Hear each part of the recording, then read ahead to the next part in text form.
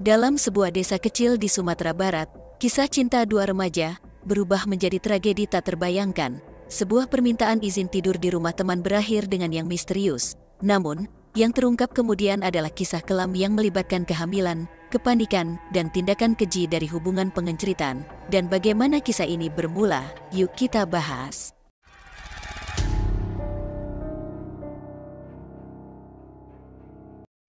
Saya perkenalkan Yopi Safitri, yang berusia sekitar 14 tahun, tinggal di Kabupaten Tanah Datar, Sumatera Barat. Pada saat itu, keluarganya menyatakan Yopi Safitri hilang karena sudah hampir 2 minggu tidak pulang. Yopi Safitri terakhir kali meminta izin untuk pergi bersama pacarnya. Dia mengatakan bahwa akan pulang dan menginap semalam di rumah temannya. Keluarga Yopi Safitri tidak merasa curiga dan memberikan izin pada anak mereka, karena mereka mengenal baik teman pacarnya. Namun, setelah beberapa hari, Yopi Safitri tidak kunjung pulang atau memberi kabar tentang keberadaannya. Kedua orang tua Yopi Safitri menjadi panik karena situasinya yang tidak biasa. Kemudian, keluarga Yopi Safitri mencoba menghubungi teman terdekatnya, termasuk pacarnya. Namun sayangnya, semua dari mereka tidak mengetahui keberadaan Yopi Safitri.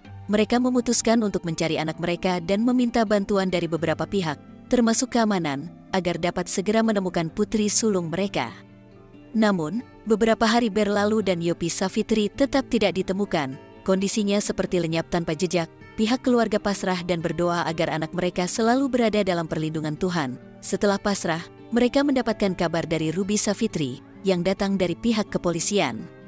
Tanpa menunggu lama, pihak kepolisian memberitahu keluarga bahwa Yopi Safitri ditemukan dalam keadaan yang sangat menyedihkan. Polisi mengungkapkan bahwa Yopi Safitri dinyatakan kehilangan nyawa dan diduga menjadi korban penghabisan. Kejadian mengerikan itu dimulai dari kesaksian seorang warga bernama Rika Marlina, yang sedang membersihkan rumah lamanya yang sudah tidak berpenghuni selama beberapa bulan. Mereka memiliki kesempatan untuk sekadar memeriksa dan mengontrol kondisi rumah.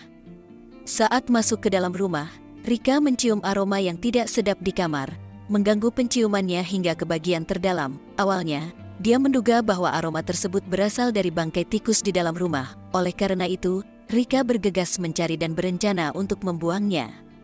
Namun, selama pencarian, secara tidak sengaja, dia melihat beberapa bercak merah di lantai rumah. Dengan cepat, dia merasakan keanehan yang luar biasa kuat. Rika kemudian memberitahu suaminya tentang aroma tidak sedap dan bercak merah yang ditemukan di rumah. Seketika itu juga, di kamar, Rika merasa tidak enak badan, tubuhnya bergetar dan merinding dengan sangat kuat. Terlebih lagi, setelah Rika Marlina mengamati lebih dekat, dia menyadari bahwa bercak darah tersebut tidak berasal dari seekor hewan atau jenis lainnya. Dia juga melihat sebuah gundukan tanah di dapur rumahnya, dan dari gundukan itu terlihat bercak merah yang hampir serupa.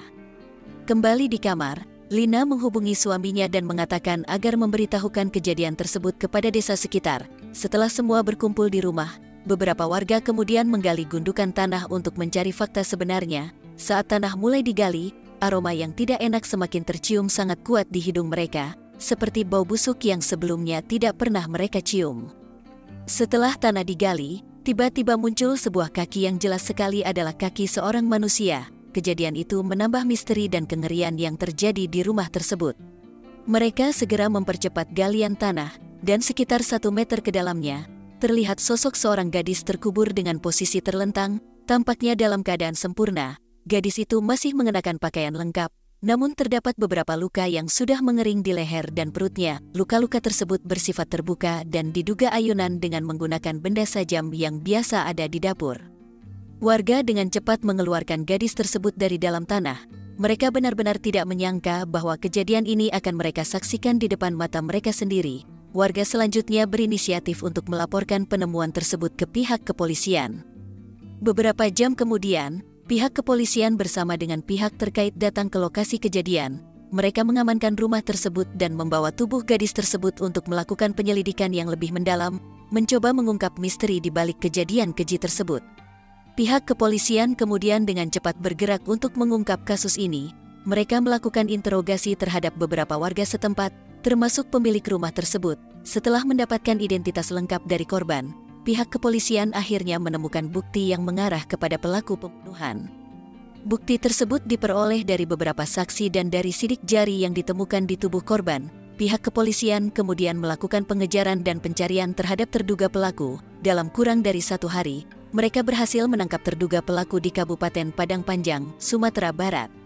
Terduga pelaku, yang bernama Aidil Arman dan berusia sekitar 14 tahun, kemudian diamankan dan dibawa ke kantor kepolisian untuk dimintai keterangan yang lebih mendalam. Proses penyelidikan akan dilanjutkan untuk mengungkap motif dan detail lebih lanjut terkait kasus pembunuhan tersebut. Aidil Arman ternyata memiliki status sebagai pacar dari korban. Dia mengakui semua perbuatan yang telah dilakukannya. Aidil menyatakan bahwa dia telah menghabisi Yopi Safitri di sebuah rumah yang sudah lama tidak berpenghuni. Saat itu, dia merasa sangat panik dengan apa yang terjadi, dan jiwa keji mendorongnya untuk melakukannya terhadap pacarnya. Aidil kemudian menceritakan awal mula kasus itu bisa terjadi. Dia meminta pacarnya untuk menginap 1 malam di rumahnya, memberikan jaminan bahwa tidak akan melakukan sesuatu yang merugikan. Yopi Safitri merasa diterima baik oleh keluarga Aidil, setuju untuk menginap, merasa dianggap seperti anak oleh kedua orang tua Aidil. Bahkan ibu Aidil menyuruh mereka tidur bersama di dalam kamar. Yopi Safitri seperti sudah terperdaya oleh situasi yang membuatnya merasa aman. Namun tanpa disadari, situasi tersebut justru memunculkan tindakan mencenangkan. Yopi Safitri seperti sudah termakan bujuk rayu dari pacarnya. Dia bahkan sampai membohongi ibunya sendiri dan tidak mengabari keberadaannya saat ini meskipun tidur dengan ibu dari pacarnya. Jiwa anak muda yang suka memberontak membuatnya mengambil celah kosong. Di waktu dini hari setelah diberikan kode oleh pacarnya, Yopi Safitri kemudian keluar dari kamar dan menemui Aidil di kamarnya. Saat itu mereka kemudian melakukan pengenceritan dan Yopi Safitri seperti merasa ada sebuah cairan yang hangat masuk sehingga menyentuh ke dinding rahimnya. Aidil merasa panik jika itu benar terjadi maka pacarnya akan hamil dan dia harus bertanggung jawab akan perbuatannya tersebut. Lihat Aidil yang panik, Yopi Safitri juga melakukan hal yang sama. Dia memukul tubuh dari Aidil dan mereka mencerna hal terburuk yang akan terjadi di kemudian hari. Keesokan harinya mereka kemudian terbangun dari tidurnya dan perdebatan itu masih berlanjut meskipun secara sembunyi-sembunyi dari kedua orang tua Aidil. Mereka masih merasa panik dengan kehamilan yang akan terjadi. Orang tua Aidil merasa tidak nyaman dengan situasi di mana Yopi Safitri terus-menerus menginap di rumah anak mereka. Mereka mulai mencium ketidakpatuhan dan kelebihan dari hubungan keduanya. Meskipun seakan-akan menutup mata terhadap tindakan yang terjadi di belakang mereka, orang tua Aidil menyadari bahwa ada penenceritan yang terjadi.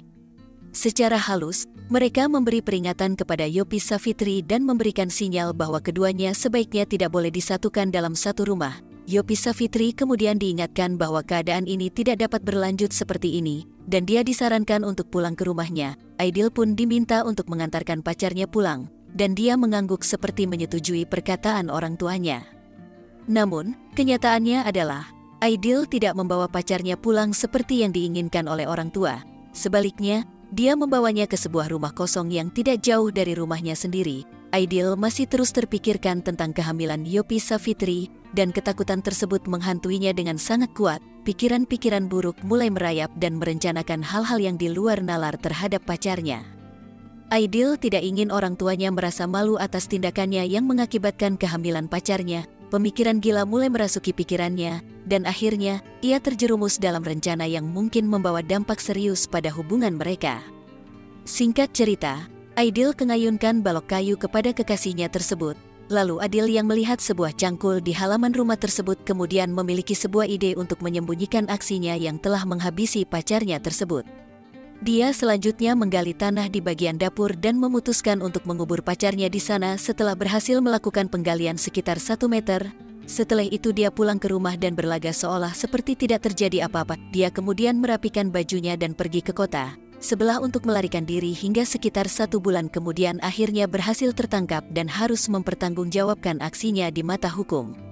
Aidil divonis hukuman mati atau hukuman seumur hidup oleh Pengadilan Sumatera Barat. Pesan yang dapat diambil dari cerita ini adalah konsekuensi serius dari tindakan impulsif dan kekerasan. Keputusan buruk Aidil, yang berujung pada kehilangan nyawa pacarnya, menggambarkan betapa pentingnya pemikiran bijak dan kontrol diri. Kisah ini juga mencerminkan bagaimana keputusan salah dapat merusak reputasi dan membawa konsekuensi hukum yang serius. Pesan yang dapat diambil adalah pentingnya bertanggung jawab atas tindakan, menghindari kekerasan, dan memahami dampak jangka panjang dari setiap keputusan yang diambil. Bagaimana tanggapan kalian? Silahkan komen di bawah. serta jangan lupa like dan subscribe.